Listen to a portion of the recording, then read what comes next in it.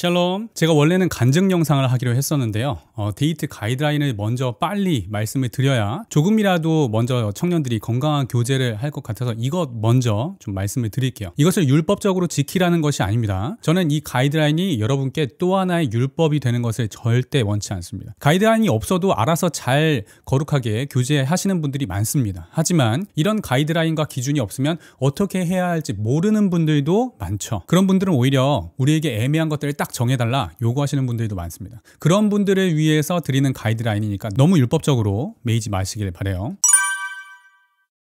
자, 호칭, 형제님, 자매님. 말씀드린 대로 데이트는 성도 간의 교제예요. 저희 부부는 결혼식 끝나고 피로연 다 끝나고 호텔로 향하는 차 안에서부터 호칭을 새롭게 정했습니다. 제가 이렇게 운전을 하고 있는데 제 아내가 이렇게 말했습니다.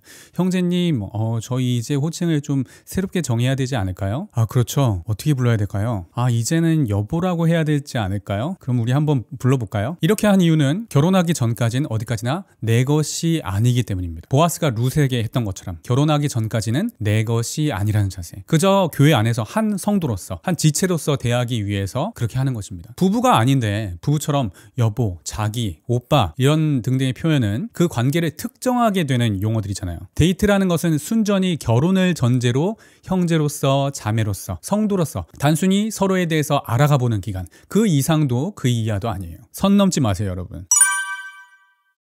자, 장소입니다. 데이트 단계에서는 단둘이 있는 공간은 무조건 피합니다. 심지어 이동수단도 대중교통 이용합니다. 승용차에 단둘이 타지 않아요. 저희 부부는 심지어 버스 탈 때에도 있잖아요. 광역버스 타고 갔는데 광역버스 같은 거 타면 두 자리씩 이렇게 배열이 되어 있잖아요.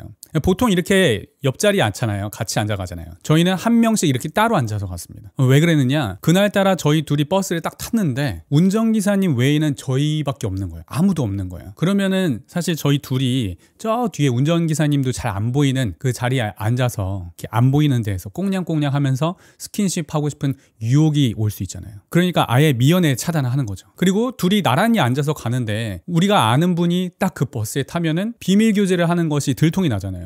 그렇기 때문에 비밀 교제를 지키기 위해서라도 한 명씩 따로 앉아서 가는 겁니다. 자, 결혼 준비 단계에서는 승용차에 타는 것을 허용해야 돼요. 아시죠? 스드메 하려면은 들어야 될 짐들이 진짜 많거든요. 여러분 스튜디오 촬영할 때 보통 커플 단둘이 가진 않잖아요. 친구들이 도와주러 가잖아요. 드레스 잡아주고 그 외에 뭐 드레스 위에 덮을 옷 챙겨줄 사람, 추출할 때 김밥이랑 뭐 물 챙겨줄 사람 필요해요. 그러니까 같이 동승해주면 좋죠. 그리고 이제 데이트 하실 때나 결혼 준비하실 때 모두 공개된 장소, 개방된 장소, 사람들이 얼마든지 여러분들을 볼 수 있는 그런 공공장소에서 만나는 거예요. 카페, 식당 등등 있죠.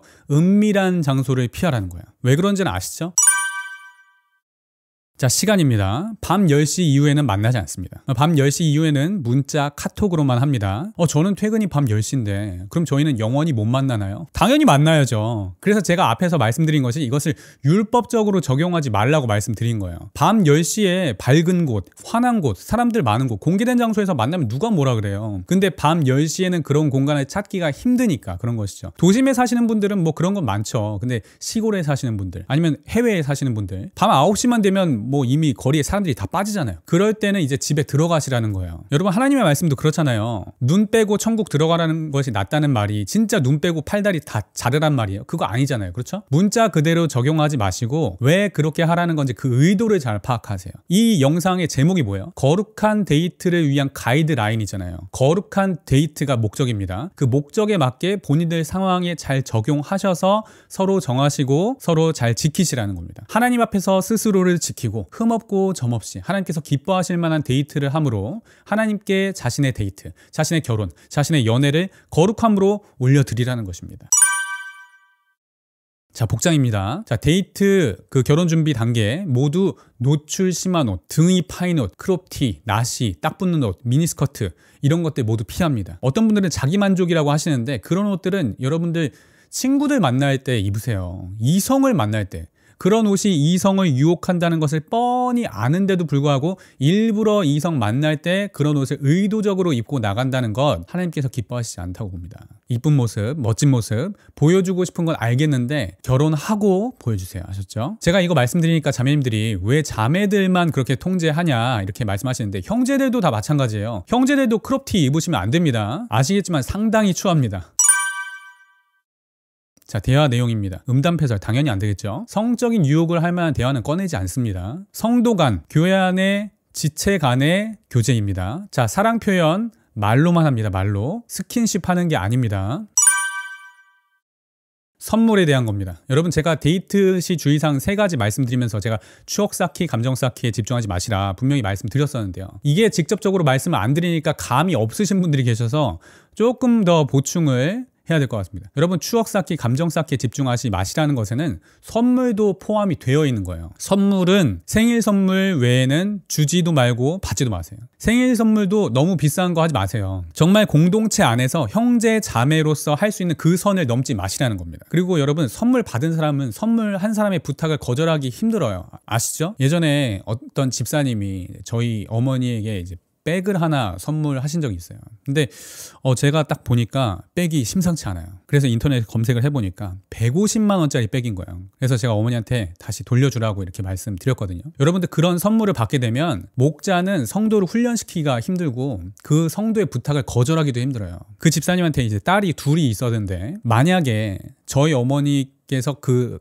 가방을 받아봐요. 그러면 혹시나 그 집사님께서 저희 어머니한테 저 아드님이랑 저희 딸아이랑 선자리 한번 주선해 주시면 어떨까요? 이런 제안이 왔을 때 저희 어머니가 그거 거절하기 쉬울까요? 거절하기 쉽지 않겠죠. 그래서 저는 그런 선물들은 애초에 싹을 잘라버려야 한다, 이렇게 생각을 하는 거예요. 만약에 남자친구가 여자친구한테 명품백 같은 거 뭐 고가의 선물 사주고 나서 우리 잠깐 여기서 쉬었다 갈까? 이러면 거절하기가 쉬워요? 난 너한테 고가의 선물도 하고 교회에도 나가주고 아무리 바빠도 부르면 달려나가고 모든 걸 너한테 양보하면서 헌신하고 있는데 넌 날 위해서 해준 게 뭐냐? 내가 네 아빠야? 너는 네가 지키고 싶은 가치 다 지키고 이렇게 조금도 양보하지 않으려고 하면은 우리 관계가 너무 일방적인 거라고 생각하지 않냐? 넌 어떻게 그렇게 이기적이냐? 내가 많은 거 바래? 사랑하자는 거잖아. 자, 이렇게 선물 다 받아놓고 남자친구가 성관계 요구하는 거 거절하기 쉽겠어요? 절대 쉽지 않아요. 그러니까 애초에 부담되는 선물은 받지 말라는 거예요. 싹을 자르라는 겁니다. 여러분, 부담스러운 선물이 부담스럽다, 이런 표현들 쓰잖아요. 자, 그런데 선물이 부담스러운 이유가 뭐가 있어요? 대가성 때문에 부담스러운 거잖아요. 받았으면 뭔가를 나도 해야 될 것 같은데 그럴 만한 게 없을 것 같으니까. 아니면 나중에 좀 무리한 부탁을 들어줄 일이 생길 수도 있을 것 같으니까. 자, 선물 얘기하니까 다른 걸로 또 하시는 분들이 있는데 고가의 식사도 금지입니다, 여러분. 뭐 커플들끼리 오마카세, 랍스터, 뭐 무한리필 이런 거 아시죠? 뭘 말씀드리는 건지 아시죠? 단순하게 좀 생각해서 김영란법 적용하시면 돼요. 제가 앞에서 교회에서 이렇게 성도 간에도 이렇게 김영란법을 적용했던 것처럼 커플들 사이에도 적용되어야 된다고 봐요. 커플이라고 해도 결혼하지 않았기 때문에 교제하는 그런 사이는 성도 사이일 뿐입니다. 주 안에서 형제요 자매일 뿐이에요. 그 이상도 그 이하도 아니에요. 여러분들 교회 형제자매님들한테 돈 쓰듯이 그 정도 수준에서 식사하세요. 특별한 날도 예외 없습니다. 보통 거사는 특별한 날 치러지거든요. 그날이 여러분들이 특별히 죄 짓는 날이 되지 않길 바랍니다.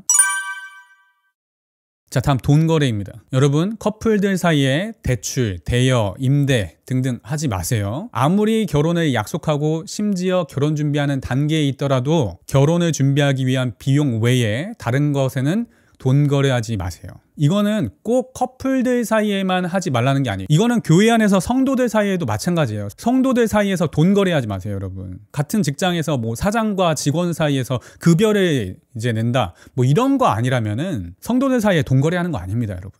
결혼을 약속한 남자친구가 사업을 하는데 돈을 좀 빌려달라고 한다. 어떻게 해야 돼요? 절대 빌려주시면 안 돼요. 아셨죠? 말씀드렸지만 연애라는 관계는 아무것도 약속되어 있지 않은 관계예요. 그러면 돈을 갚지 않은 상태에서 만약에 헤어지게 됐다, 파혼되었다, 사실상 돌려받기 너무나 힘들 뿐더러 돌려받는다 하더라도 헤어진 사람과 이 돈 문제 때문에 연락을 하고 지낸다는 것 자체가 정말 고통스럽습니다. 차용증 같은 거 쓰면 되지 않냐? 물론 없는 것보다는 낫겠지만 애초에 그럴 일을 안 만들면 되잖아요. 그렇죠? 헤어지고 나서 어떡할지에 대한 대비를 할 필요가 없죠. 돈이 아무리 급해도 교제 상대한테는, 그리고 성도 간에는 절대 손 벌리지 않게. 이건 성도 간의 일종의 매너입니다, 여러분. 자, 오늘은 거룩한 데이트를 위한 가이드라인이었습니다. 율법적으로 적용하지는 않지만 일단 우리 이러이러하게 데이트하기로 하자, 이렇게 약속했으면 그 약속을 철저하게 지켜야 됩니다. 지켜도 되고 안 지켜도 되고 이러면 안 지켜져요, 여러분. 제가 전에 말씀드렸죠? 사랑하면